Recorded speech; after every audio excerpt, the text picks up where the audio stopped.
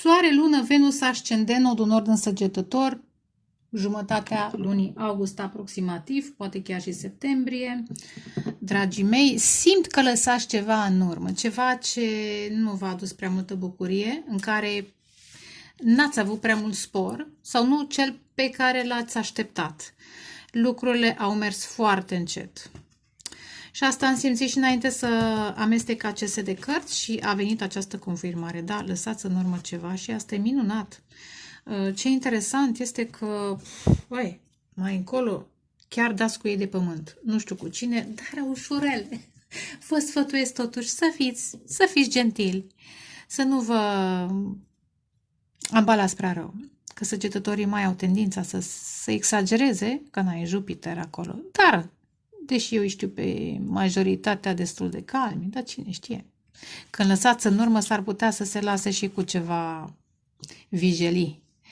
Dragii mei, sunt Ela Tarotela, fac o etalare pentru cei cu soare, lună, Venus, ascendent, nodul nord în Săgetător, pentru, cum am spus mai devreme, august, eventual și septembrie și ce mai fi, eclipsele astea activează demonii din unii și îngerii din alții și atunci este un război. Că tot văzură un soi de război. Dar a apărut 8 de cupe și cavalerul de monede. Eliberare, probabil luna asta, ori la luna plină, ori la luna nouă, ceva între cele două eclipse. S-a activat călătorul, simt să zic, exploratorul. Nu că nu fi fost activat și până acum, dar cred că ați încercat să stați într-un loc, repet, cu cavalerul de monede, care nu v-a adus prea multe beneficii. Spor, poate să fie și locul de muncă, pentru că am văzut cărți care țin de monede. Poate să fie o relație în care ați încercat, dar greu. Cavalerul de monede aproape stai pe loc. Da? Asta în cazul în care nu mergi cu spatele. Răbdare, precauție. Dacă n-ai cu cine, n-ai cu ce. Și invers. La capătul setului de cărți, 10 de cupe, ia uite, 5 de bâte. Posibil pentru unii o căsnicie. Sau un loc de muncă, dragul. Interesant. E o pasiune. O căsnicie. Care părea pasiunea vieții voastre, că tot am atins trandafirul. Dar vedeți, 5 de bâte, conflicte. Pentru unii, ia uite, iar ating, interesant, vreau să zic agresiuni fizice pentru unii, că tot îl ating și tot îl mișc, da? Interesant, tot ce s-a întâmplat a mișcat pasiunea inițială într-o altă direcție, asta simt. Da? Conflicte. Sau, poate, ați fost într-un context fericit, dar gelozia multora, concurența, competiția. Fericirea asta s-a transformat în luptă. Și din luptă într-o amărăcine și lucrurile au mers din ce în ce mai încet. Da? Aproape că au stat. Dar simt că urmează să mergeți cavalerul de cupe într-o nouă direcție, posibil într-un nou job, într-o nouă activitate și mergeți cu sufletul deschis, parcă îl țineți așa, pe mâini. Hei, gata, hai, mă implic în chestia asta. Pentru unii poate să fie locul de muncă. În care, interesant, aveți aici, interesant ce mi-atrage atenția, 3 lumânări, pe care le-ați manifestat cu răbdare. 3 lumânări, mi-aduc aminte de 3 de bâte. Credința voastră și așteptarea voastră v-a adus acest loc pentru unii dintre voi, poate chiar transformare, că 8 e transformare financiară după ce ați scârțâit-o într-un domeniu, cu cavalerul de monede. 8 de monede și alchimia, pentru mine cartea alchimistului. Dar ce mai simt, apropo de cele 3 lumânări?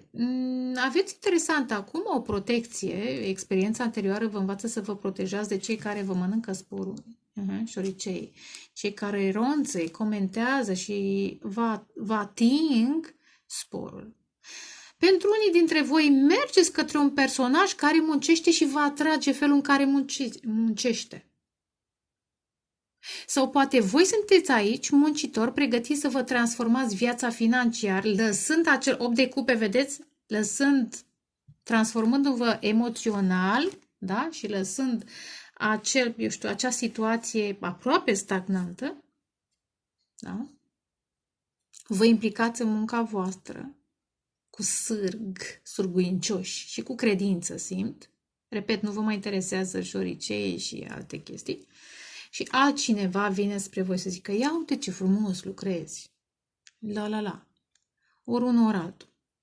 Apar niște decizii mai încolo, doi de bâte, vă mai întoarceți sau,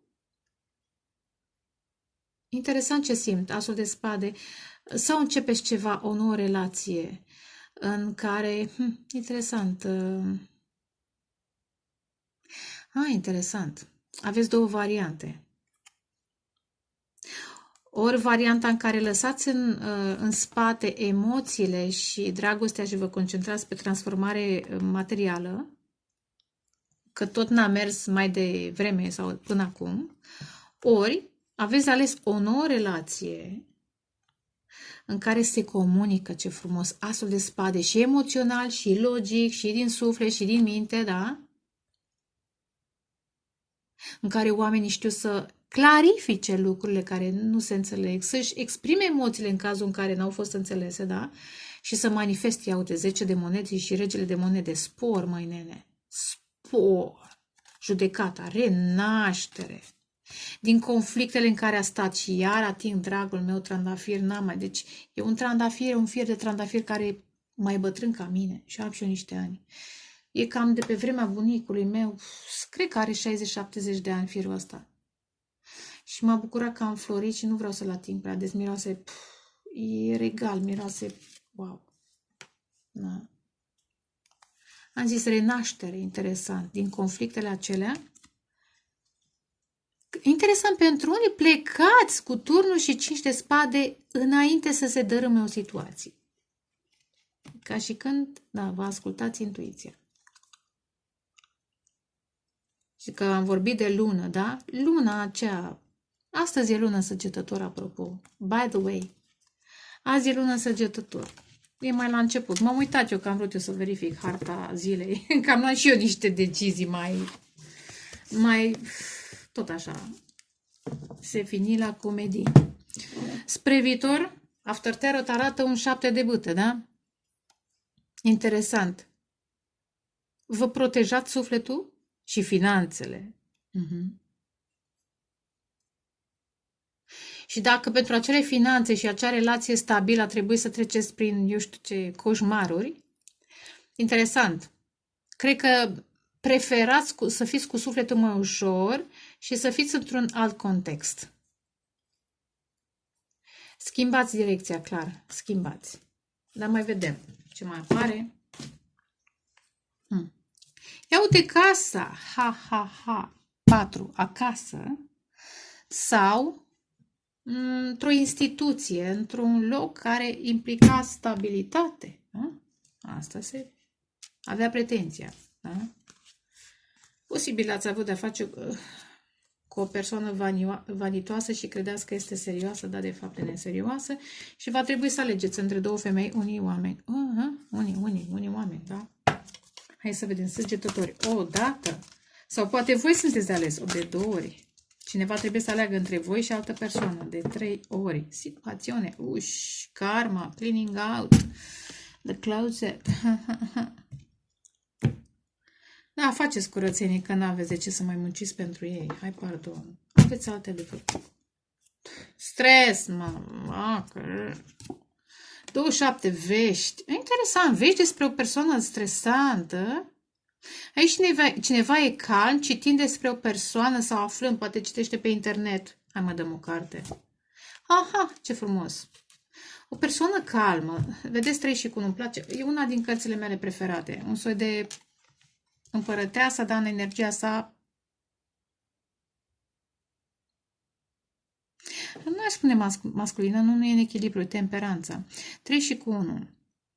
Împărăteasa și magicianul și împreună, apropo de 4, își găsesc stabilitatea prin soarele interior, cum zic eu, soare în suflet. Și apropo de energia masculină, interesant, unele doamne, învățați să vă temperați, apropo de temperanța, energia masculină, și asta e bine, da, să depășiți un stres, da, 3, da, 2 și cu 1, 3, și să vă găsiți stabilitatea în voi, temperându-vă poate unele tendințe de a acționa, de a fi active, și să acceptați altele. Să vă bucurați de voi. În fine. Ia uite, 3 și cu 6. Da, încheiați o situație. Încheiați o situație. Iar la distanță, eventual, iar una caldă, una rece, una caldă, una rece. De fapt, nu e rece. Ba mișcare, ba călătorie, ba bani. Ba călătorie, ba dragoste. Ba călătorie, ba ancoră. Ba călătorie, ba... Am senzația că sunteți între mai multe drumuri. Sau aveți mai multe drumuri de făcut în care finalizați ceva și activați sau începeți, inițiați altceva. Ba, ba, ba. Ba, ba, ba. Bla, bla, bla. Eventual, da, v-ați săturat de bla-blaurile cuiva. 12, 27. Aici este o persoană, aici este o altă persoană. Cine trimite vești ar putea să fie o altă energie. Dar cred că veți primi vești despre o persoană ceva probleme mentale sau foarte stresată. Pentru varianta bună, n-am apucat să trag alte cărți, dar varianta bună, dacă sunteți voi în toane faine, puteți să le dați sfaturi să se calmeze. Dacă nu, păstrați-vă calmul și asta e. Auzim multe, noi trebuie să rămânem cu soarele în interior, da? În echilibru. Hai să vedem. Săgetători. Eu de 8 de cupe, tot aici am tăiat și eu. Am tăiat. Soare, lună, Venus, ascendent, odunată, Săgetător. Odată. Ioi, ce-a picat? Eremitul. Iar călătorie. Dar către soarele interior, către steaua voastră. E o tăcere... Ia da. Eremitul. În septembrie.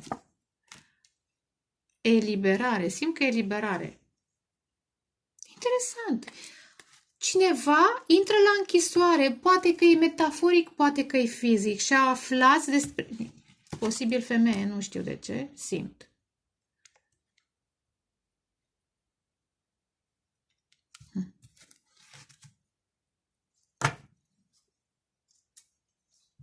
Justiția.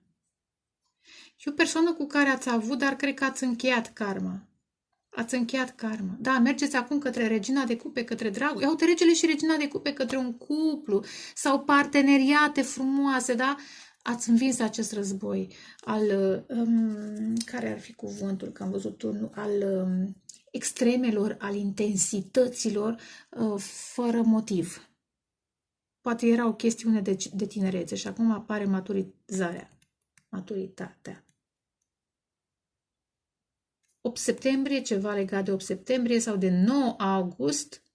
Băi, period. Probabil că eclipsa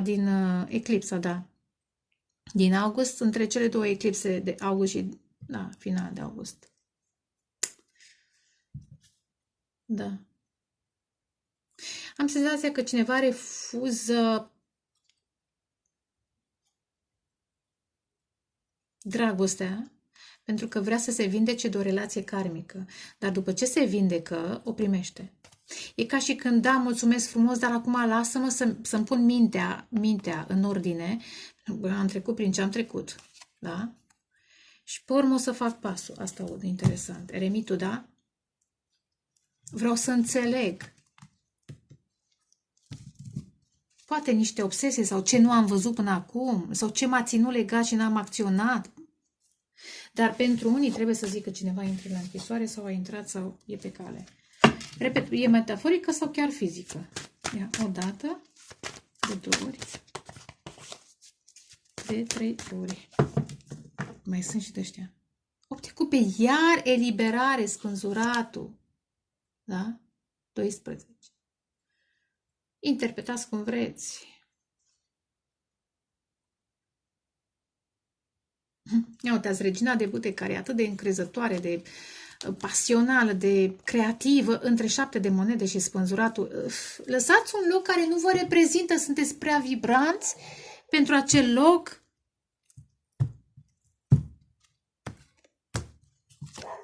Opt de monede, da, ok, muncă. Cavalerul de cupe, deci l-am amestecat, și marele preot. Doar 3 e suficient. Regina de monede. Pentru unii poate a fost o căsătorie sau ceva la locul de muncă în care pentru acei bani trebuie să suportați atacuri, da, tot timpul împunsături. Dar, pardon, regina de monede e o persoană care se respectă, care are un grad de profesionalism, da, noblețe.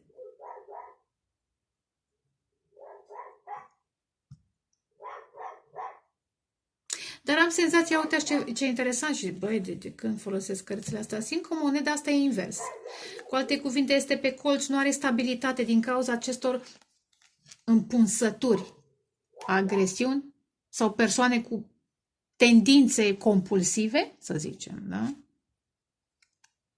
Posibil acasă sau la locul de muncă. Dar Asul de spade, începeți ceva nou și am spus adevăr, o nouă poveste de dragoste, wow! Da? Aveți de ales între, băi, între stresul pe care vi l-a produs o femeie, mama voastră, mama copiilor sau o altă femeie care încerca să pară ceva ce nu este, și această nouă dragoste. Interesant ce simte o persoană vulnerabilă, care știe să fie vulnerabilă fără să fie vulgară, dar vedeți că nu e dezbrăcată total, este îmbrăcată, dar mi-atrage atenția vulnerabilitatea versus grandoarea acesteia, dar e mai degrabă grandoare. Vanitate, că am zis mai devreme, era femeia cu inelul. Da, lăsați în urmă așa ceva. Mergeți către alt tip de relație. În adevăr. Hai să clarificăm. Posibil. Știți ce simt? N-aș vrea să crezi din cele 3 o poveste. Deși este posibil. În timp ce lucrați, ce vă transformați după experiențele anterioare, să apară ceva ce vă umple sufletul de bucurie. Da? De poezie, de artisticitate, de inspirație divină, da? Și această stare să vă impulsioneze să mergeți, să vă ridicați de la pupitru și să explorați ceva. Și ce interesant, cavalerul de cupe merge către marele preot, care înseamnă cunoaștere, stabilitate prin înțelepciune, prin adevăr. Este un tip de adevăr, da? E un profesorat, este... Ar putea pentru unii să fie o colaborare care vă duce într-o poziție, chiar dacă sunteți diferiți, pământ și apă, și chiar dacă sunteți semne de foc, eu mă refer ca și energie, unul mai stabil, mai practic, mai cu munca și detalii, celălalt vine cu inspirația, cu freaky-cheeky, cu aspirația, cu idealurile. Și tocmai bine că împreună puteți să construiți ceva. Ce ține de casa 5-a, a creativității, dar în astrologia vedică și a religiei. În fine, ideea este că împreună, dacă e o colaborare, că e prin preajmă, puteți să ajungeți la un grad de înțelepciune și să predați mai departe niște chestiuni, da? Că tot apare să faceți, da? Să învingeți concurența și să aveți o afacere sau să fiți respectați, chiar dacă sunt, da? Unele și altele. Da. Da, urmează mai încolo un început. Dar deocamdată plutește în aer. Hai să vedem, separat, la locul de muncă, da, printre păienjeni și glumesc, și șoricei, cu lumânările aprinsă credință, da? Aplicați-vă asupra detaliilor și veți vedea cum se transformă întregul proces și...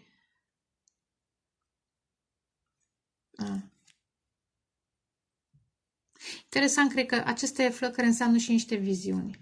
Ia să clarificăm. 8 de monede. Magician? Mama, sper că nu studiați magia. Aveți grijă. Prefer să studiați cum să manifestați și nu cum să manipulați. Pentru că magia până la urmă tot la manipulare. Una e manifestarea și alta e manipularea. Dar sunteți magicieni, apropo de alchimism, poate ar fi bine să mai citiți Alchimistul, să-l rescrieți într-o formă, să-l reconfigurați sau să-l interpretați. Într-un fel sau altul, interesant, lucrați la Marea Operă. Da, apropo de chestia asta, a voastră. Vă transformați, aici e transformarea voastră în așa ceva. Și nu într-un magician, ci într-un manifestor, un personaj care își atrage toate resursele și poate să-și creeze universul în care vrea să trăiască. 4 de cupe. Foarte selectiv, da? Foarte selectiv. De ce? Pentru că ați trecut prin karmă, vreți să încheiați capitolul, să vă ascultați intuiția, sufletelul, da? Ia uite, urmează să aveți parte de un succes, da? Dacă vă ascultați intuiția, vă păstrați sufletul curat și rămâneți cu mintea clară. Adică, azi e exact toate instrumentele. Hai să vedem. Pentru unii manifestați un nou loc de muncă, care, repet, vă va transforma din multe perspective. Cavalerul de cupe. Regele de cupe, ar putea să fie 2 sufletele perechele. Dar sufletele perechele pot să fie și prietenii, pot să fie și colaborări. Acușa.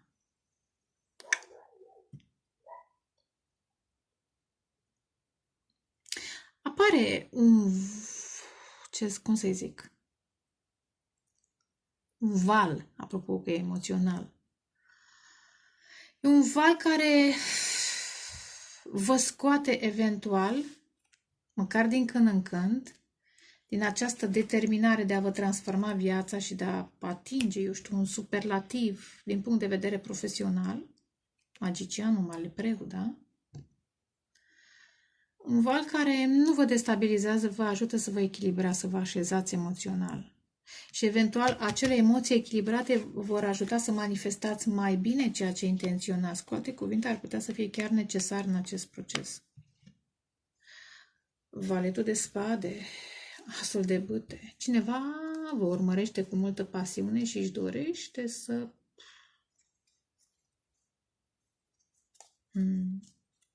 Își dorește.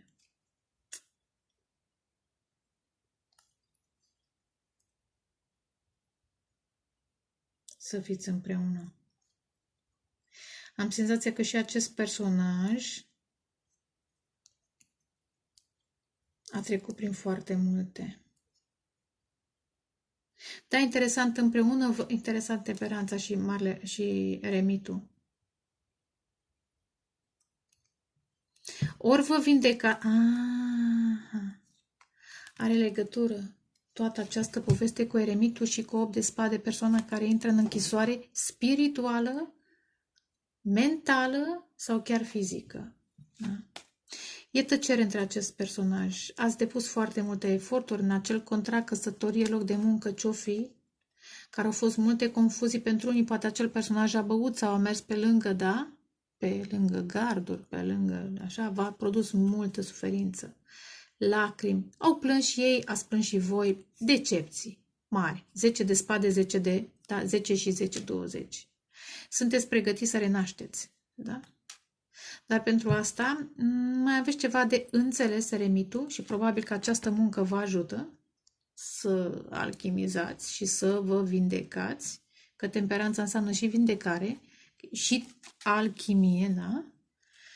Și această perioadă, cum am zis, am început cu 8 de monede și alchimistul și magicianul, vă pregătește pentru acest personaj care e pe cale să intre în viața voastră. Poate chiar acesta, cavalerul de cupe, 9 de monede, o persoană independentă, singură, da? Cu care simt că veți rezona foarte bine. Dar dacă mai aveți ceva de așteptat până la întâlnirea cu acest personaj, deși simt că deja plutește în aer un vibe de romanță pentru unii dintre voi, deocamdată sezonul uită că am început cu 8 de monede și magicianul. Vă concentrați pe muncă și conexiunea emoțională se simte, da? Repet, vă transformați fiecare în planul său până când îngerii vor zice gata, ăștia 2 sunt gata să se întâlnească. Marele preot. soarele. În primul rând, vedeți relațiile tradiționale altfel.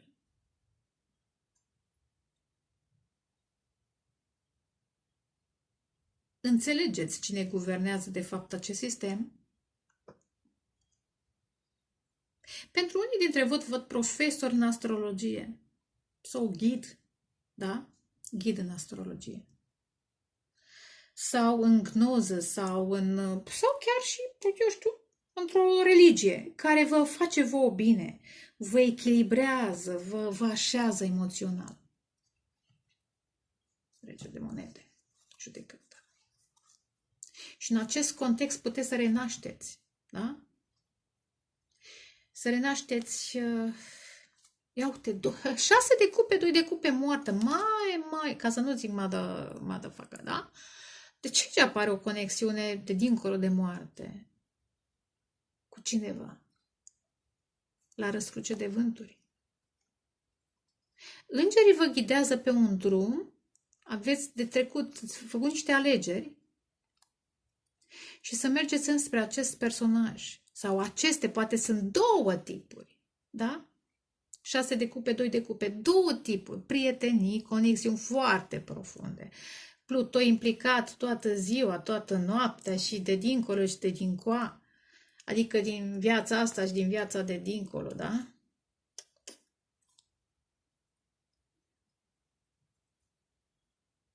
Și această conexiune vă scoate, vă eliberează, simt, cu judecata. Și 2 de spade ca și când blochează o etapă profesională, financiară, da? Ia uite, în care cred că a stat încă o persoană toxică sau care v-a blocat financiar sau dacă nu v-a blocat, v-a pângărit, nu știu, sporul profesional, numele, renumele. Wow! Cineva v-a pângărit renumele. Ha. Statutul. What the fuck, cum vin mesajele. Dar, să nu uităm, da? Regele de monede. De la 8 de monede ajunge la regele de monede. Ori voi mergeți către această poziție, dar nu că ori. În timp va fi, dar în august veți înțelege ceva. Azi e 20, ieri au fost 19. Ceva. Legat de renașterea voastră profesională, financiară și de aceste alegeri. Drumurile pe care le faceți. Pentru că aveți totuși 2 opțiuni. Dar interesant, am senzația că sunt 2 legături. Prietenie și sufletel perechel. Amândouă duc către bine, dar unul va duce către și mai bine. Interesant, cu soarele și marele preot. E un soi de trezire spirituală.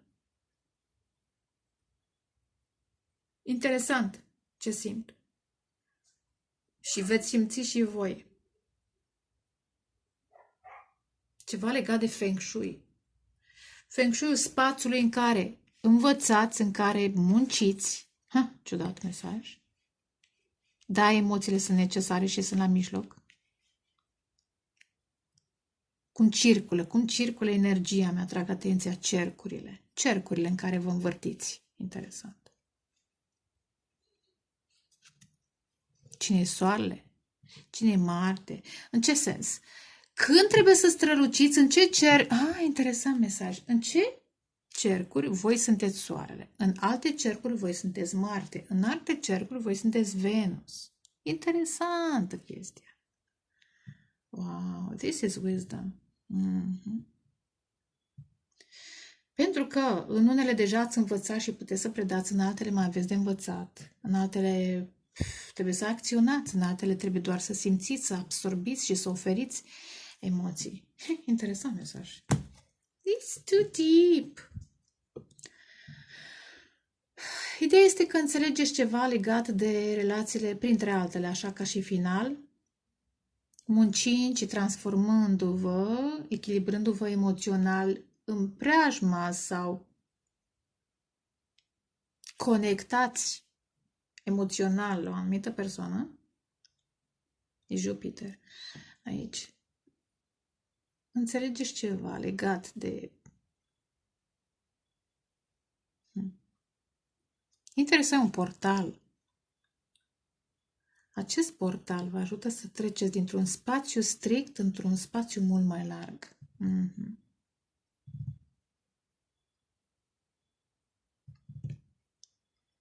Soarele și Marele Preot.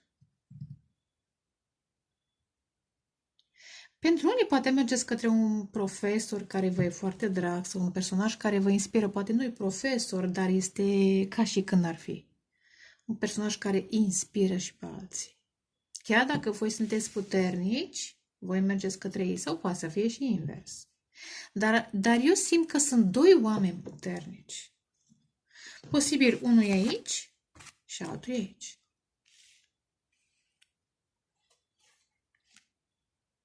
Da. Hai să vedem. Sau ar putea să fie 3 departamente, cum am zis, aici locul de muncă în care vă transformați profesional, atingeți, eu știu, faceți o lucrare, apropo de operă, lucrarea de doctorat sau eu știu ce, un proiect. Aici o conexiune emoțională foarte profundă în care rezonați unul cu celălalt, bărbat, femeie, femeie, femeie, bărbat, bărbat. Repet, poate să fie și romanță, poate să fie și prietenie sau poate să fie și una și alta. Alt departament. Și aici este un alt departament în care da, confirmare. În care doi oameni se întâlnesc și discută despre univers, Dumnezeu, fiecare din perspectiva lui.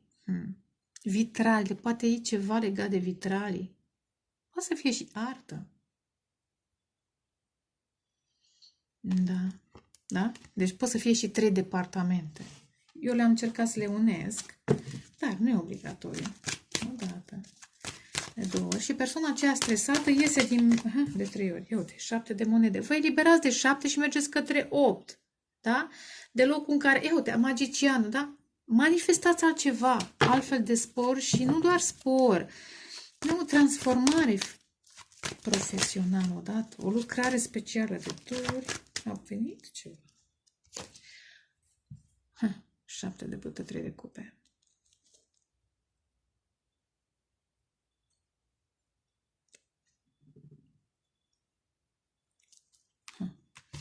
Mai dăm o carte pe asta. 6 de bâte. Unii dintre voi am zis că urmează să fiți într-o relație de prietenie sau de dragoste foarte profundă pe care va trebui să o protejați de restul lumii. Da, ia uitați cum el merge către ea. Da. Ia uite, steaua, predestinată. Predestinată. O persoană vulnerabilă care cunoaște foarte multe, dar da, vulnerabilă e una. Dezbrăgat de caracter este alta. Ia, odată, de 2 ori. De 3 ori. In the future. 3 de spade, vă eliberați, vă vindecați. Vă eliberați de persoanele care vă răni și vă vindecați. Remitul. Veți descoperi. Wow. Veți înțelege ceva. Băi, ce cărți astea, chiar alchimist. E o chestiune de, poate chiar o călugărie sau cineva se stă izolat ca să facă un proiect, să studieze ceva și va înțelege și va... Wow, ce frumos! 10 de bâte. Urmează să începeți o nouă relație de suflet, pentru că renunțați la cele multe responsabilități și lupte și la. Și faetonul, ce frumos! Victorie peste cele 2 arcane majore. Wow! Vedeți, am început cu 8, eventual întâia 8-a și va lega de 8 de august și de septembrie. În septembrie sunteți pe care să manifestați primele rezultate sau primele descoperiri sau primele, să zic, dacă vreți să faceți o serie de obiecte, finisați primul obiect, ceva de genul acesta. Veți înțelege, apropo de înțelepciune. Și faetonul ăsta vă duce, ia uite judecata, către renaștere. Interesant, dacă sunteți 2 oameni foarte înțelepți, puteți să colaborați și să mergeți, apropo de stea, într-o călătorie care vă va, poate nu doar pe voi vă ridică, voi veți ridica alte persoane, veți comunica.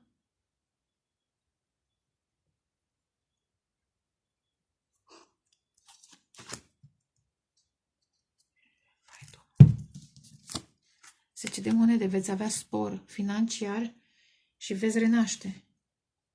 Ar putea să fie dragoste sau colaborare. La capătul setului de cărți, 5 de spade. Învingeți conflictele cu acel personaj foarte materialist. Energie feminină foarte materialistă. Foarte. Dar uite, 8 de cupe, 8 de monede, despre asta mergeți. Bă, lasă-mă. Mai trec acum, mai renunț la niște bani că știu să-i fac. Dar acum știu să-i fac altfel. Ha, acum am cunoaștere. Da? 3 și cu 1. Vă doresc dragoste, pace, creștere spirituală. Ceau, ceau.